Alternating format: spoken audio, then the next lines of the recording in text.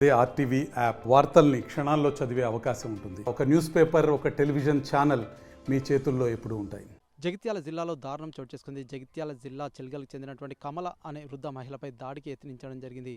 తనకు వరుసకు అల్లుడైనటువంటి హరీష్ కత్తులతో దాడి చేయడం జరిగింది. తన భార్య కాపురానికి రాకపోవడమే ఈ దాడికి ప్రధాన కారణంగా అందరూ భావిస్తున్నారు. గ్రామస్తులు వెల్లడించిన వివరాల ప్రకారం కమల చెల్లెలి కూతురు సువర్ణకు హరీష్కు గత కొద్ది రోజుల క్రితం వివాహం జరగడం జరిగింది. వారి కాపురంలో కొన్ని కలహాల నేపథ్యంలో తను అత్తగారింటికి నుంచి పుట్టింటికి వెళ్ళిపోవడం జరిగింది. తన భార్యతో పంపించాలని పలుమార్లు తను వాళ్ళ అత్తగారింటికి వెళ్ళినప్పటికీ సైతం తను రాకపోవడమే దీనికి ప్రధాన కారణంగా భావిస్తున్నారు. కొన్నిసార్లు పెద్ద మనుషుల సమక్షంలో కొన్ని పంచాయతీలు సైతం అవడం జరిగింది. అయినప్పటికీ సైతం తన భార్య కరాఖండిగా నేను రాను అని చెప్పడంతో తన వరుసకు పెద్దమైనటువంటి కమలే తను అడ్డుకుంటుంది, కొన్ని మాయమాటలు చెప్తుంది. తన భార్యను తన దగ్గరికి పంపివ్వకుండా చేస్తుందన్న కక్ష తను హరీష్ మనసులో పెట్టుకొని తన అత్తపై అయితే దాడికి యత్నించడం జరిగింది. కత్తులతో దాడి చేయడం జరిగింది. దాడిలో తను తీవ్రంగా గాయపడడం జరిగింది. గమనించినటువంటి స్థానికులు హుటాహుటిన ప్రభుత్వ ఆసుపత్రికి తరలించారు. రూరల్ ఎస్ఐ సదాకర్ విచారణ చేపట్టడం జరిగింది. నిందితుల కోసం గాలింపు చర్యలు చేపట్టారు. ప్రస్తుతం ఈ ఘటనకు సంబంధించి జగిత్యాల జిల్లా చిలకల్లో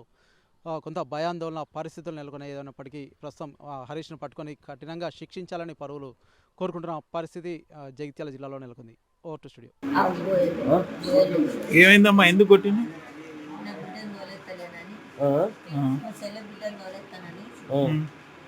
దాన్ని టార్చర్ పెట్టి దానికి ఇట్నే కట్టిపోతాం పోతానని రమ్మని వాళ్ళన్నారు. కత్తికోట ఆడే ఆడు కందానే రానని ఉన్నది.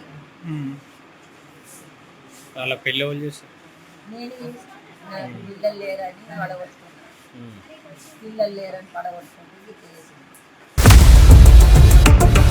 ఇండియా పాకిస్తాన్ ఉద్రిక్తతలపై లేటెస్ట్ అప్డేట్స్ కోసం డౌన్లోడ్ చేసుకోండి RTV లైవ్ యాప్.